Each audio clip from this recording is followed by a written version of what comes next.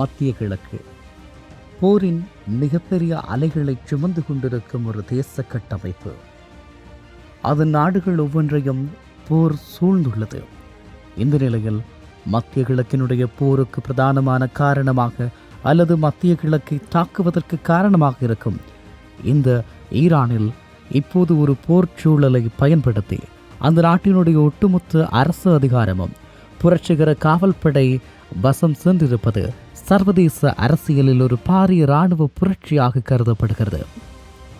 ஈரானின் உள்ளூர் நேரப்படி மார்ச் மாதம் 4ஆம் தேதிய நிலவரப்படி ஈரானின் உச்ச தலைவர் அயத்துல்லா அலி கமேனி கொல்லப்பட்டதை தொடர்ந்து ஈரானில் ஏற்பட்ட தலைமைத்துவ வெற்றிடத்தை IRGC எப்படி தனது கட்டுப்பாட்டிற்கு கொண்டு வந்தது, இது தொடர்பான சற்று விரிவான பார்வையை நாங்கள் செலுத்தலாம்.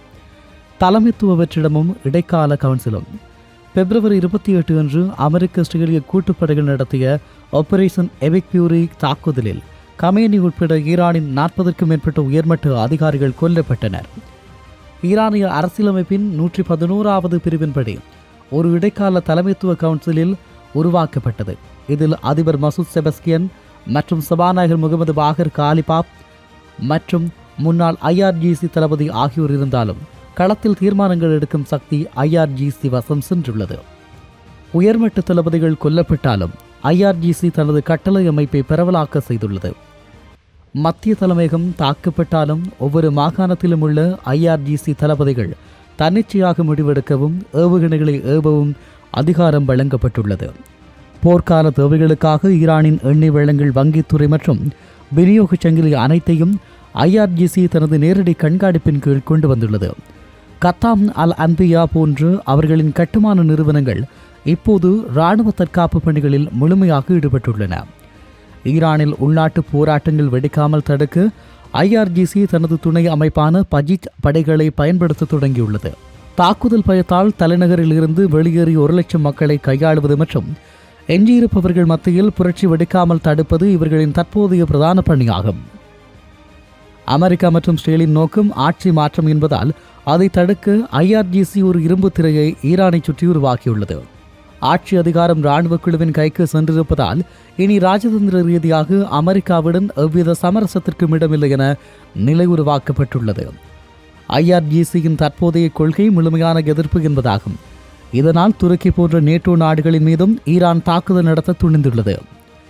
தற்போது ஆட்சியை நடத்தும் இடைக்கால தலைவர்கள் அலி லாரி ஜானி போன்றவர்கள் அனைவரும் முன்னாள் IRGC அதிகாரிகளே. இது ஈரானை ஒரு மதகுருமார்களின் ஆட்சியில் இருந்து இராணுவ குடியரசாக மாற்றியுள்ளது. குறிப்பாக ஈரானினுடைய ஆட்சி நிலவரம் தொடர்பாக பார்க்கிற போது பழைய நிலை, அதாவது கமேனியினுடைய காலத்தில் உச்ச தலைவர் மற்றும் மதகுருமார்கள் அதிகாரம் இருந்தது. இப்போது புதிய ஆட்சி, அதாவது IRGCயினுடைய ஆட்சியில் IRGC தளபதிகள் மற்றும் பாதுகாப்பு கவுன்சிலுடைய அதிகாரம் மேலோங்கி இருக்கிறது. இவர்கள்தான் முடிவெடுக்கக்கூடியவர்களாக இருப்பார்கள்.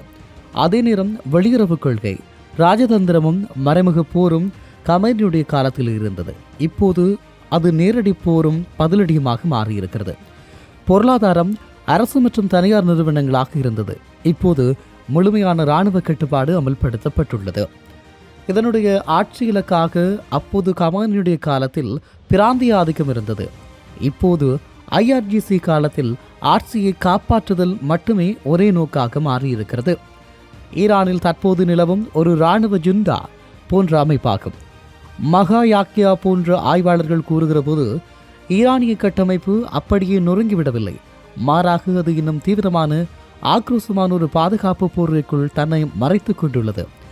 இது அமெரிக்காவுக்கு ஒரு இராணுவ வெற்றியை தரலாம், ஆனால் ஈரானை ஒரு நிரந்தர போர்க்களமாக மாற்றிவிடும் அபாயம் உள்ளது என தெரிவித்துள்ளார்.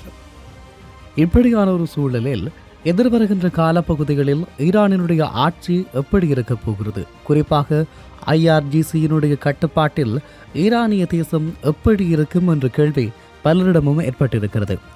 இதற்கான பதில்களை தேடுகிற போது பரவலாக்கப்பட்ட இராணுவ கட்டளை தலைமையகத்தின் மீதான தாக்குதல்களுக்கு பிறகு IRGC தனது அதிகார கட்டமைப்பை மாற்றியுள்ளது. முன்னதாக அனைத்து உத்தரவுகளும் உச்ச தலைவரிடமிருந்து வர வேண்டியிருந்தது. ஆனால் இப்போது ஒவ்வொரு மாகாணத்திலும் உள்ள IRGC தளபதிகளுக்கு தன்னிச்சையாக முடிவெடுக்கவும் ஏவுகணைகளை ஏவவும் அதிகாரம் வழங்கப்பட்டுள்ளது. அதிதீவிர வியூகம். மத்திய அதிகாரம் சிதைக்கப்பட்டாலும் அடிமட்ட அளவில் போரை தொடங்கும் வகையில் பேர்மட்ட கட்டமைப்பு உருவாக்கப்பட்டுள்ளது. இரும்பு திரை பின்னால் ஒரு நிழல் அரசு. IRGC என்பது வெறும் இராணுவம் மட்டுமல்ல, அது ஒரு மாபெரும் பொருளாதார சாம்ராஜ்யம். பொருளாதாரத்தின் மீது முழுப்பிடியை வைத்துள்ளது. ஈரானின் 40க்கும் அதிகமான பொருளாதாரம், அதாவது எண்ணெய், கட்டுமானத்துறை, வங்கிகள் ஏற்கனவே IRGCயின் கட்டுப்பாட்டில் இருக்கிறது. தற்போது ஆட்சி அதிகாரம் அவர்களிடம் இருப்பதால் சிவில் நிர்வாகத்தின் தலையீடுகின்றி நாட்டின் ஒட்டுமொத்த கஜானாவையும் போர் செலவுக்காக அவர்கள் பயன்படுத்துகிறார்கள். அதேபோல சர்வதேச பொருளாதார போரின் ஒரு பகுதியாக அமெரிக்க டாலருக்கு மாற்றாக புதிய நாணய முறைகள் அமுல்படுத்தவும் இரகசிய வர்த்தக பாதைகளை உருவாக்கவும் IRGC தீவிரமாக செயற்பட்டு வருகிறது. உள்நாட்டு ஒருங்குமுறையும் டிஜிட்டல் இருட்டடிப்பும். ஜனவரி 2026 வெடித்த மக்கள் கிளர்ச்சியை தொடர்ந்து IRGC இப்போது நாட்டின் முழுமையான பாதுகாப்பு வலயத்திற்குள் கொண்டு வந்துள்ளது. ஈரானில் தற்போது இணைய சேவை 1% மட்டுமே இயங்குகிறது. இதன் மூலமாக உள்நாட்டு போராட்டக்காரர்கள் ஒருங்கிணைப்பதையும் இராணுவ ரகசியங்கள் வெளியேறுவதையும் IRGC தடுத்துள்ளது. அதே நேரம் பஜிஜ் படைகளின் ரோந்து நாட்டினுடைய ஒவ்வொரு தெருவிலும் பஜிஜ் எனப்படும் தன்னார்வ படைகளை நிறுத்தி மக்கள் கிளர்ச்சியை இரும்பு கரம் கொண்டு ஒடுக்கி வருகிறது. வெளியுறவு கொள்கையில் மாற்றம் ஏற்படுத்தப்பட்டிருக்கிறது. ராஜதந்திரம் என்பது முடிவுக்கு வந்திருக்கிறது. ஈரானின் வெளியுறவுத்துறை இதுவரை ராஜதந்திர ரீதியாக சில சமரசங்களை செய்ய தயாராக இருந்தது. ஆனால் IRGCயின் கையில் அதிகாரம் வந்த பிறகு அமெரிக்கா மற்றும் இஸ்ரேலின் கூட்டாளிகளான துருக்கி, குவைத் மற்றும் ஓமான் மீது ஈரான் ஏவுகணை தாக்குதல்களை நடத்தியுள்ளது. இது அவர்களை எவ்வித சமரசத்திற்கும் இடமளிக்கப் போவதில்லை என்பதை காட்டுகிறது. அதேபோல இரகசிய பேச்சுவார்த்தை முடக்கம்.